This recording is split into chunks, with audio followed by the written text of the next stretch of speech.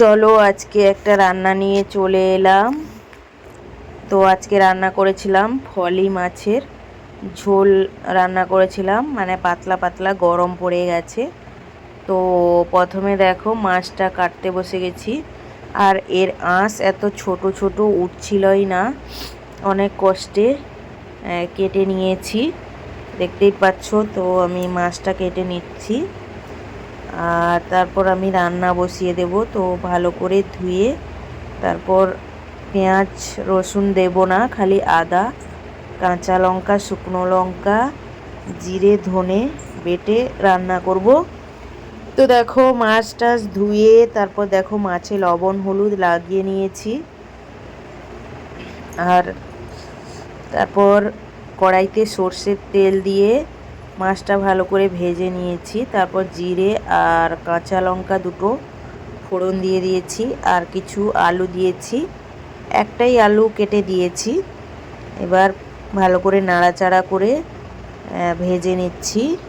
তো একটু হলুদ গুঁড়ো আর একটুখানি লঙ্কার গুঁড়ো দিয়েছি, কেননা আমি লঙ্কাটা বেটেছি, কাঁচা আর শুকনো লঙ্কা দুটো বেটেছি। তো পেস্টটা দিয়ে দিলাম, আদা আর কাঁচা লঙ্কা, শুকনো লঙ্কা আর গোটা ধনে গোটা জিরে বেটে দিয়ে দিয়েছি পেস্টটা। তো ভালো করে কষিয়ে নিচ্ছি। এবার কষিয়ে কষিয়ে তারপর দেখো দুটো টমেটো দিয়ে দিলাম। তো টমেটোটা একটু একটু গোটা গোটা রাখবে, তাহলে ওটা মেখে ভাতের সঙ্গে খেতে কিন্তু দারুণ লাগে। তোমাদের কি কি রান্না হলো অবশ্যই কমেন্টে জানাবে। এই তো দেখো তারপর তেল ছেড়ে দিয়েছে, তো গরম জল বসিয়ে রেখেছিলাম, তো গরম জল দিয়ে দিয়েছি, দিয়ে পাতলা করে ঝোল বানিয়েছি। এই যে মাছগুলো আমি এবার দিয়ে দিলাম, ফুট চলে এসছিল। তারপর ঢাকনা দিয়ে কিছুক্ষণ রেখে দেব। আর আমি একটা ভাজা গুঁড়ো করে রেখেছি, জিরে, ধনে আর শুকনো লঙ্কা শুকনো খোলায় ভেজে গুঁড়ো করে রেখেছি। তো ওই গুঁড়োটা আমি লাস্টে দিয়ে দেব রান্নাটা হয়ে যাওয়ার পর।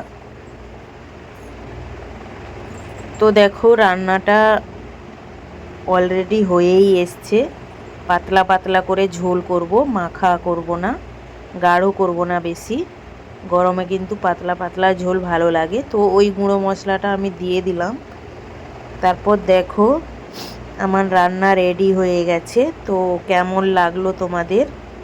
আর তারপর দেখো একটাই তরকারি রান্না করেছি, ওটা দিয়ে এক থালা ভাত খাওয়া হয়ে যাবে।